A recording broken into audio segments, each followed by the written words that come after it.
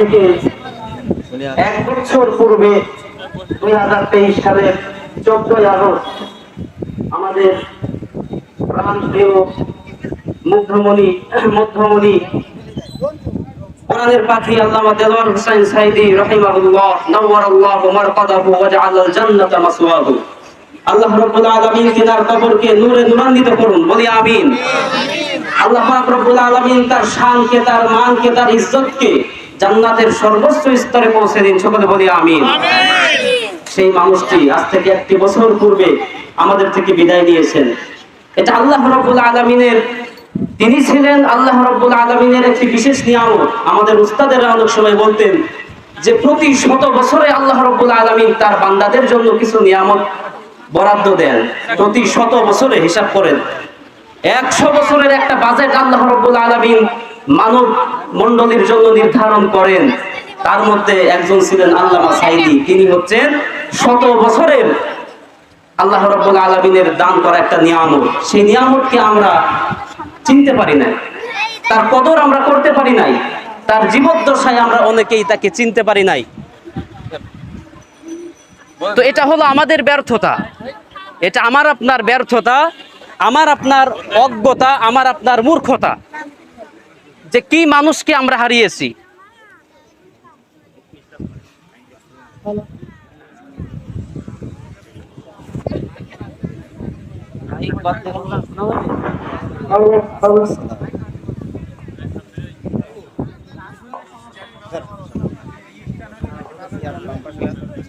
আলহামদুলিল্লাহ। তো এটা হচ্ছে আমাদের ব্যর্থতা, যে আমরা এই মানুষটিকে চিনতে পারি নাই, আমরা বুঝতে পারি নাই যে তিনি কি ছিলেন। যারা চিনেছেন অবশ্যই তারা তাকে কদর করেছেন, সম্মান দিয়েছেন। আল্লাহ রাব্বুল আলামিন পবিত্র কোরআনুল কারীমের মধ্যে ইরশাদ ফরমিয়েছেন। আল্লাহ রাব্বুল আলামিন কোরআনুল কারীমের মধ্যে বলছেন যে ফাসআলু আহলা যিকরি ইন কুনতুম লা তা'লামুন। ফাসআলু আহলা যিকর ইন কুনতুম লা তা'লামুন, যে তোমরা জ্ঞানী ব্যক্তিদের থেকে তোমরা জিজ্ঞাসা করো, তাদের থেকে শিক্ষা নাও যদি তোমরা না জানো। তো জ্ঞানী ব্যক্তি কারা? যারা হচ্ছে, জ্ঞান হচ্ছে 2 প্রকার, একটা অভিব্যক্তিক জ্ঞান আর একটি হলো গায়রে অভিব্যক্তিক জ্ঞান। একটি হচ্ছে আল্লাহ প্রদত্ত জ্ঞান, যে জ্ঞানটি আসে কোথা থেকে? আসমান থেকে, আরশে আজিম থেকে। যে জ্ঞান এসছে আল্লাহ রাব্বুল আলামিনের পক্ষ থেকে, সেই জ্ঞানের নাম হচ্ছে কোরআনে কারীম। সেই জ্ঞানের নাম কি?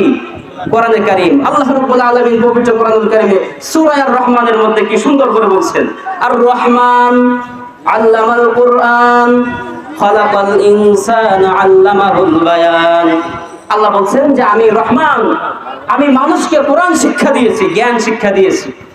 সূরা কলামের মধ্যে আল্লাহ রাব্বুল আলামিন বলছেন, আলাকের মধ্যে বলছেন যে আল্লামাল ইনসানা মা লাম ইয়ালাম, তোমরা যেই জ্ঞান জানতে না, আমি আল্লাহ পাক তোমাদেরকে সেই জ্ঞান শিক্ষা দিয়েছি।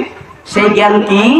সেটা হচ্ছে আর রহমান আল্লামাল কুরআন। সেই জ্ঞানের নাম হচ্ছে কোরআনে কারীম। যে কোরআনে কারীম স্বয়ং আল্লাহ রাব্বুল আলামিনের বাণী, তার পক্ষ থেকেই নাযিলকৃত কোরআন। সেই কোরআন যারা নিজেদের হৃদয়ে, নিজেদের বক্ষে ধারণ করেছে, নিজেরা গ্রহণ করেছেন, তেনারাই হচ্ছেন প্রকৃত জ্ঞানী। আমরা বলি অনেকে অনেক জ্ঞান শিক্ষা করেছে, অনেক ডিগ্রি নিয়েছে, অর্জন করেছে ডিগ্রি, এটা হচ্ছে দুনিয়ার জ্ঞান, মানুষের মন মস্তিষ্ক প্রসূত এই জ্ঞান। তো দুনিয়ার জ্ঞানের তো আল্লাহর কাছে কোনো দাম নাই, কারণ মানুষ যখন মৃত্যুবরণ করে যাবে, মৃত্যুর পর থেকেই তার এই দুনিয়ার জ্ঞান আর কোনো কাজে আসবে না। কিন্তু একটি জ্ঞান তার কিয়ামত পর্যন্ত তাকে উপকৃত দিবে, তার উপকার করবে। সেই জ্ঞানের নাম হচ্ছে অভিব্যক্তিক জ্ঞান, কোরআনের জ্ঞান, হাদিসের জ্ঞান, আল্লাহ প্রদত্ত জ্ঞান। সেই জ্ঞানের যারা ধারক বাহক, তাদেরকেই বলা হয় ওয়ারাসাতুল আম্বিয়া। যারা আসমানি জ্ঞানের ধারক বাহক, তাদেরকে বলা হয় ওয়ারাসাতুল আম্বিয়া। সেই ওয়ারাসাতুল আম্বিয়াদের মান, সম্মান, ইজ্জতকে আল্লাহ রাব্বুল আলামিন কিভাবে বুলন্দ করেছেন দেখেন। যে আজকে তো আমরা আলেমদেরকে ইজ্জত দিতে জানি না, আলেমদেরকে আমরা চিনতে পারি নাই, কারণ আলেম দেখলেই আমরা মনে করি এরা হচ্ছে মৌলবাদ। বড় বড় আলেম দেখলে আমরা মনে করি এরা হচ্ছে ধর্মান্ধ, ধর্মান্ধদের পণ্ডিত। বড় বড় আলেমদেরকে দেখলে আমরা মনে করি এরা হচ্ছে রাজাকার। বড় বড় আলেমদেরকে দেখলে আমরা মনে করি এরা হচ্ছে রাষ্ট্রদ্রোহী। এরা দেশদ্রোহী, এরা মৌলবাদ, এরকম বিভিন্ন রকম তকমা আমরা তাদেরকে লাগিয়ে দেই। কিন্তু আল্লাহ রাব্বুল আলামিন তার হাবিব কি বলছেন দেখেন, আলেমরা কি আসলেই মৌলবাদ? আলেমরা কি আসলেই রাজাকার? আলেমরা কি আসলেই দেশদ্রোহী হয় নাকি দেশ দরদি হয়? আল্লাহ রাব্বুল আলামিন তার হাবিবের ভাষায় বলছেন। আল্লাহর নবী সাল্লাল্লাহু আলাইহি সাল্লাম বলছেন যে ইন্নাল উলামা ওয়ারাসাতুল আম্বিয়া, আর ওয়া ইন্নাল আম্বিয়া লাম ইউরাসু দিনারান ওয়ালা দিরহামান। নবীজি বলছেন যে নিঃসন্দেহে যারা হচ্ছেন আলেম, তারা হচ্ছে আমি নবীর ওয়ারিস। আর কোন নবী তারা দিনার বা দিরহাম, টাকা পয়সা এইগুলি দুনিয়ায় রেখে যান না। নবীরা রেখে যান কি? নবীরা রেখে যান হচ্ছেন ওয়ারাসাতুল ইলম, ইলম রেখে যান, ইলম জ্ঞান, ওহির জ্ঞান রেখে যান। সেই ওহির জ্ঞান যারা ওহির জ্ঞানকে যারা তাদের হৃদয়ে লালন করে ধারণ করে, তিনারাই হচ্ছেন প্রকৃত আলেম। সেই আলেমদেরকে আমরা চিনতে পারি না, সে আলেমদেরকে কদর আমরা দিতে পারি নাই। এখন তিনি মারা গেছেন বিধায়, আল্লাহ পাকের সান্নিধ্যে তিনি চলে গেছেন। এখন অনেকেই মায়া কান্না করি, অনেকেই আমরা মায়া কান্না করি তার জন্য। কিন্তু এই কান্নাটা যদি আগে করতাম, এই মহব্বতটুকু যদি আমি আগে দিতে পারতাম, এই মহব্বত কাজে লাগতো। কিন্তু এখন তো বিদায় হয়ে গেছেন বিদায়, এখন আপনি মায়া কান্না করবেন, এই কান্নার আল্লাহর কাছে কোনো দাম নাই। দেখেন, এটা প্রবাদ বাক্যে, আরবিতে একটা প্রবাদ বাক্য আছে, সেখানে বলা হচ্ছে, বড় বড় শায়েখ মাশায়েখ আলেম ওলামাদের বাণী, এটা আল্লাহর বুজুর্গদের বাণী। সেখানে বলা হচ্ছে যে লিসানুল উলামাই লিসানুল আউলিয়া, আল্লাহর ওলিদের জবান হচ্ছে সাইফুল্লাহ, আল্লাহর তরবারির ন্যায়। লিসানুল আউলিয়াই সাইফুল্লাহ, আল্লাহর ওলিদের জবানের কথা হচ্ছে আল্লাহর তরবারির ন্যায়। তরবারি দিয়ে যেমন একটা গরুকে খণ্ড বিখণ্ড করা যায়, একটা মোটা গাছকে যেমন খণ্ড বিখণ্ড করে দেওয়া যায়, সে এখানে বলা হচ্ছে যে ওলামাদের মুখের কথা, আল্লাহর ওলিদের মুখের কথা এরকম তরবারির মতো কাজ করে। সেটা কিভাবে দেখেন, আজ থেকে প্রায় 30-32 বছর আগে মরহুম মাগফুর আল্লামা সাইদি রহমতুল্লাহ আলাই একটা কথা তিনি বলে গেছিলেন।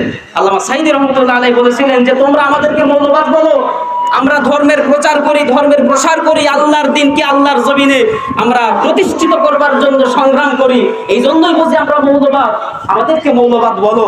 কিন্তু আসলে মৌলবাদের অর্থ কি? মূল মানে হচ্ছে গোড়া, মূল মানে হচ্ছে গোড়া। আর আমাদের যদি মৌলবাদ বলো, তাহলে আমরা হচ্ছে সব গোড়াবাদী, গাছের গোড়ায় থাকি আমরা থাকি গাছের গোড়ায়। আর তোমরা যারা আমাদেরকে মৌলবাদ বলো, তোমরা হচ্ছে গাছের আগায় থাকো, তোমরা হচ্ছে আগাবাদী। আর আমরা আলেম উলামারা হচ্ছি মৌলবাদী, গাছের গোড়া ধরে আস্তে করে নাড়া দিব, দেশের মাটিতে জায়গা হবে না, মামু বাড়ি দিল্লি গিয়া পড়বা। দেখেন, সেই কথাটি আজকে বাস্তব রূপ নিয়েছে, ঠিক কিনা? এই জন্য প্রবাদ বাক্যে বলা হয়েছে লিসানুল আউলিয়াই সাইফুল্লাহ, আল্লাহর ওলিদের জবান হচ্ছে আল্লাহর তরবারির ন্যায়। আজ থেকে 30-32 বছর পূর্বে যেই ভবিষ্যৎবাণী করে গেলেন, আজকে আমরা সচক্ষে দেখতেছি, সারা দুনিয়া দেখতেছে যে আল্লামা সাইদি রহমতুল্লাহ আলাইহির সেই কথা আজকে অক্ষরে অক্ষরে পালিত হয়েছে। পৃথিবীর কোনো জায়গায় তার ঠাঁই হয় নাই, শেষমেশ মামু বাড়ি দিল্লি গিয়াই তার জায়গা হয়েছে, ঠিক কিনা? এই জন্য প্রিয় উপস্থিতি, আমরা কাদেরকে হারিয়েছি, কাদের বিরোধিতা করলাম? আল্লাহ রব্বুল আলামিন তার হাবিবের ভাষায় বলছেন যে কাবাইরুল ইশরাক, যে আল্লাহর সঙ্গে শরীক করা হচ্ছে সবথেকে বড় গুনাহ। যতগুলি বড় বড় গুনাহ রয়েছে, কবিরা গুনাহ রয়েছে, আল কাবাইরু আল ইশরাকু বিল্লাহ, আল্লাহর সঙ্গে শরীক করা হলো সবথেকে বড় গুনাহের কাজ। ওয়া উকুকুল ওয়ালিদাইন, দ্বিতীয় নম্বরে হচ্ছে মাতা পিতার সঙ্গে অসৎ আচরণ করা, মা বাবার সঙ্গে দুর্ব্যবহার করা, তাদের অবাধ্যাচরণ করা। নাম্বার 3 ওয়াকাতলুন নাফস, কোন ব্যক্তিকে অন্যায়ভাবে হত্যা করা, এটা হচ্ছে আল্লাহর কাছে জঘন্যতম অপরাধ। দেখেন, আজকে আমরা যাদেরকে দেশদ্রোহী বলে তাদেরকে হত্যা করতেছি, ফাঁসি দিচ্ছি, জেল হচ্ছে, জরিমানা হচ্ছে, অনেকে বিদায় নিচ্ছে, চক্রান্ত করে তাদেরকে আমরা পৃথিবী থেকে বিদায় করে দেওয়ার সিদ্ধান্ত নিচ্ছি। এটা সম্পূর্ণরূপে অন্যায়ভাবে তাদেরকে হত্যা করা হচ্ছে। আর আল্লাহর নবী বলছেন এটা হলো আল কাবাইরু, এটা হচ্ছে কবিরা গুনাহের শামিল। শেষের বাক্যে বলা হচ্ছে ওয়া শাহাদাতুজ যুর, মিথ্যা সাক্ষ্য দেওয়া, এটা হচ্ছে কবিরা গুনাহের 4 নাম্বার গুনাহ। কবিরা গুনাহের যে লিস্ট আছে তার মধ্যে 4র্থ নাম্বার কবিরা গুনাহ হচ্ছে ওয়া শাহাদাতুজ যুর, মিথ্যা সাক্ষ্য দেওয়া। আজকে মিথ্যা সাক্ষীর মাধ্যমে এই নিষ্পাপ মানুষটিকে আমরা হারিয়ে ফেললাম। মিথ্যা সাক্ষ্য দেওয়ার কারণে আজকে এই মানুষটিকে আমরা হারিয়ে ফেললাম। প্রিয় উপস্থিতি, এই জন্য আসুন, কথা দীর্ঘ নয়, আজকে তার জন্য তিনি কত হাজার হাজার লক্ষ লক্ষ মানুষের জন্য দোয়া করেছেন। আজকে ভাবা যায় যে সেই ব্যক্তির জন্য আমরা দোয়া করব, সেই ব্যক্তির জন্য আজকে আমরা যে আল্লাহ তাকে আপনি মাফ করেন, তাকে আপনি জান্নাতবাসী করেন। তিনি কত লক্ষ লক্ষ মানুষের জন্য এভাবে উপস্থিত হয়েছেন, দোয়া করেছেন। আর আজকে হয়তো আমাদেরই দুর্ভাগ্য, আমরাই হতভাগা যে আমরা এই গুনাহগার মানুষ, তার জন্য আজকে আল্লাহর কাছে হাত পাততেছি যে আল্লাহ আপনি তাকে মাফ করেন, তাকে জান্নাতবাসী করেন। মুআজ্জাজ মুহতারাম, এজন্য আসুন আমরা ইসলামের কাছে আসি। ইসলামের কাছে যদি আপনি না আসেন, আপনি সারা জীবন ইসলামের বিরোধিতা করলেন, সারা জীবন মৌলবীদের বিরোধিতা করলেন, ধর্মের বিরোধিতা করলেন, ইসলামের বিরোধিতা করলেন, আর মৃত্যুর পরে আপনাকে কি বলা হয়? মৃত্যুর পরে কবরে রাখার সময় আপনাকে বলা হচ্ছে বিসমিল্লাহি ওয়া আলা মিল্লাতি রাসূলিল্লাহ। সারা জীবন তুমি ধর্মের বিরোধিতা করছো, আর মৃত্যুর পরে সাদা কাফনে তোমাকে মুড়িয়ে কি বলা হচ্ছে? একটা চকলেটের মতো বানিয়ে ওখানে গিয়ে মিথ্যা সাক্ষ্য দেওয়া হচ্ছে, মিথ্যা কথা বলা হচ্ছে যে আল্লাহর নামে এবং রাসূলের দলে তুলে দিয়ে গেলাম। ঠিক কিনা? এটা বলা হয় না? যখন মাটি দেওয়া হয়, কবর দেওয়া হয়, লাশটা কবরে রেখে কি বলি আমরা? বিসমিল্লাহি ওয়া আলা মিল্লাতি রাসূলিল্লাহ। আল্লাহর কাছে সুপর্দ করলাম এবং তার রাসূলের নামে তুলে দিয়ে গেলাম। প্রিয় উপস্থিতি, যদি আমরা আমাদের জীবনে, যদি বাস্তবিক জীবনে যদি আমরা ইসলামকে না মানি, ইসলামের ধারের কাছে না আসি, বরং ইসলামের নাম শুনলেই যাদের অ্যালার্জি হয়, এই শ্রেণীর মানুষ, এরা হচ্ছে সম্পূর্ণরূপে, দেখেন আল্লাহ রাব্বুল আলামিন পবিত্র কোরআনুল কারীমের মধ্যে বলছেন যে ওয়াকাযালিকা, অনুরূপভাবে নবীদের সঙ্গে যারা বিরোধিতা করেছেন, নবীদের সঙ্গে, ধর্মের সঙ্গে, ইসলামের সঙ্গে যারা বিরুদ্ধাচরণ করেছেন, এরা কারা? এরা সমাজের ওই সমস্ত লোক যারা নাকি পাপিষ্ঠ এবং যারা হচ্ছে আল্লাহদ্রোহী। কোরআনের আয়াতটা আমার খেয়াল আসতেছে না, আয়াতের অর্থটা বললাম যে আল্লাহ পাক বলছেন যারা ইসলামের সঙ্গে, নবীদের সঙ্গে বিরোধিতা করে, বিরুদ্ধাচরণ করে, এরা হচ্ছে সমাজের ওই সমস্ত লোক যারা পাপিষ্ঠ, যারা জানাকার, যারা বদকার, যারা সুদখোর, যারা অন্যের সম্পত্তি লুটে নেয়, লুটেরাজ, এরা হচ্ছে কি করে? এরা ইসলামের সঙ্গে বিরোধিতা করে। আর আজকে আমরা তাদের কাছে ধর্ণা দেই একটু হালুয়া রুটির ভাগ পাওয়ার জন্য, একটু দুনিয়ায় ভালো থাকার জন্য, ভালো খাবার জন্য। আজকে তাদের পিছনেই বলি অমুক ভাইয়ের চরিত্র ফুলের মতো পবিত্র, নামাজ পড়া না এক ওয়াক্ত। ঠিক কিনা? নামাজ নাই, রোজা নাই, দাড়ি নাই, ইসলামের বালাই নাই। আর আমরা কি সাক্ষী দিচ্ছি? দলে দলে মানুষ স্লোগান দিচ্ছে অমুক ভাইয়ের চরিত্র ফুলের মতো পবিত্র। আর এই বেটা, সে তো নামাজ পড়ে না এক ওয়াক্ত, তার চরিত্র ঠিক হলো কিভাবে? আল্লাহ পাক কোরআনে বলছেন উতলু মা উহিয়া ইলাইকা মিনাল কিতাব ওয়া আকিমিস সালাহ ইন্নাস সালাতা তানহা আনিল ফাহশাই ওয়াল মুনকার। আল্লাহ বলছেন যে নামাজ কেবল মানুষকে ফাহিশা কাজ থেকে বাঁচাইতে পারে। ইন্নাস সালাতা তানহা আনিল ফাহশাই ওয়াল মুনকার, যে একমাত্র নামাজ মানুষকে ফাহিশা কাজ থেকে, অশ্লীল কাজ থেকে বাঁচাতে পারে। সেই নামাজেরই ধার ধারে না, আবার আপনি সাক্ষ্য দিচ্ছেন অমুক ভাই চরিত্র ফুলের মতো পবিত্র। এটা হচ্ছে মিথ্যা সাক্ষ্য দেওয়া। কবিরা গুনাহ করলেন আপনি, অথচ আপনি তো কাবা শরীফে গিয়ে হজ করে আসছেন। কাবা শরীফে হজ করে আসছেন। আগের দিন এক দিনী ভাই বলতেছিলেন যে হজ মানুষকে কি শেখায়? হজ যারা করেন, হজ হাজি সাহেবদেরকে কি শেখায়? যে হজ করে বাড়িতে যখন আসবে, হাজির রুমাল মাথা থেকে আর খুলবে না, এটা শেখায়। হাজিদের যে বেড় আছে মাথায়, কালো একটা বেড় দেয়, সার্বক্ষণিক এই বেড় মাথায় দিয়ে ঘুরতে হবে, এটা শেখায় না। এই যে হজ, কাবা শরীফের চতুর্পাশে 7টা পাক দিতে হয়, 7 কুল্লি দিতে হয়, তাওয়াফ করতে হয়। এই তাওয়াফ আপনাকে কি শেখালো? কোনো কাজ নাই, দোয়া নাই, কালাম নাই, কাজ নাই। অথচ আপনি কাবা ঘরটাকে প্রদক্ষিণ করতেছেন, ঘুরতেছেন। এই ঘোরাটা আপনাকে, হাজি সাহেবকে এই শিক্ষা দেয় যে তুমি যখন বাড়িতে যাবা, সারা জীবন যতদিন তুমি বেঁচে থাকবে, এভাবে করে আমার ইসলামের মধ্যে শুধু করবা, আমাকে পাওয়ার জন্য করবা। ঠিক কিনা? কাবা শরীফের মধ্যে কি পাওয়ার জন্য আমরা ঘুরি বলেন? সেখানে সোনা আছে, টাকা আছে, কিচ্ছু নাই, ক্ষমতা আছে, তাও নাই। তারপরেও একজন মানুষ কেন ঘুরতেছে? এই ঘোরাটাকে এই শিক্ষা দেয় যে তুমি যখন বাড়িতে ফিরে যাবে, এইভাবে করে আমার ধর্মের মধ্যে ঘুরপাক খাবে, আমার ধর্মের বাহিরে যেন তুমি না যাও।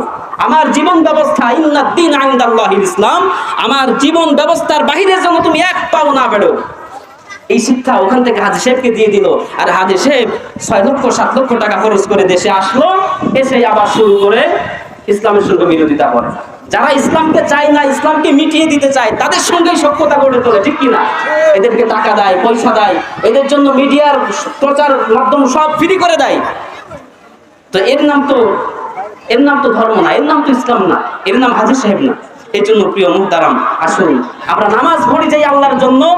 আল্লাহ পাক কোরআন কারীমের মধ্যে হযরত ইব্রাহিম আলাইহিস সালামকে শিক্ষা দিচ্ছেন যে ইব্রাহিম, জাতির পিতা ইব্রাহিম। জাতির পিতা কে? হাবি জাবি জাতির পিতা কেউ না। জাতির পিতা মুসলিম মিল্লাতের পিতা হচ্ছে আল্লাহ পাক কোরআনে কারীমের মধ্যে ঘোষণা করেছেন মিল্লাতা আবিকুম ইব্রাহিম হুয়া সাম্মাকুমুল মুসলিমিন। তোমাদের জাতির পিতা হচ্ছে ইব্রাহিম। জাতির পিতা কে? আমার মুসলিম মিল্লাতের পিতা কে? ইব্রাহিম। সুতরাং হাবি জাবি নামাজ নাই, সিগারেট কর, বিড়ি কর, গাঁজা কর, এরা কোনো জাতির পিতা হতে পারে না, ঠিক কি না? এই অবস্থিতি। এই জন্য আসুন আল্লাহ পাক সেই ইব্রাহিমকে, জাতির পিতাকে শিখাচ্ছেন। ইব্রাহিম তুমি বলো, ঘোষণা করো। কি ঘোষণা? আল্লাহ পাক শিখাই দিলেন। তুমি বলো কুল ইন্না সালাতি ওয়া নুসুকি ওয়া মাহইয়ায়া ওয়া মামাতি লিল্লাহি রাব্বিল আলামিন।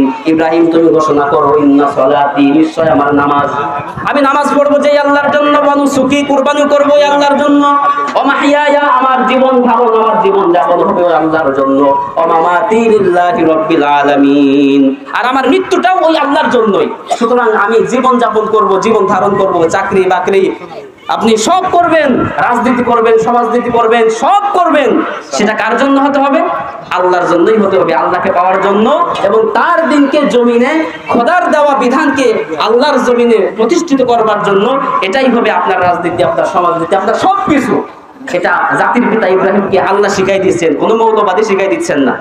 এটা কোনো মানুষের তৈরি করা আয়াত নয়, কোনো মানুষের তৈরি করা মন্ত্রতন্ত্র নয়। আল্লাহ কোরআনে কারীমের মধ্যে বলছেন স্পষ্ট আয়াত, ইন্না সালাতি ওয়া নুসুকি ওয়া মাহইয়ায়া ওয়া মামাতি লিল্লাহি রাব্বিল আলামিন। মুআজ্জাজ মুহতারাম, আর কথা দীর্ঘ করব না। যে কথাগুলি বললাম ভুল ত্রুটি মাফ করুন আল্লাহ পাক, এবং এর থেকে কিছু হলেও ফায়দা হাসিল করার তৌফিক দান।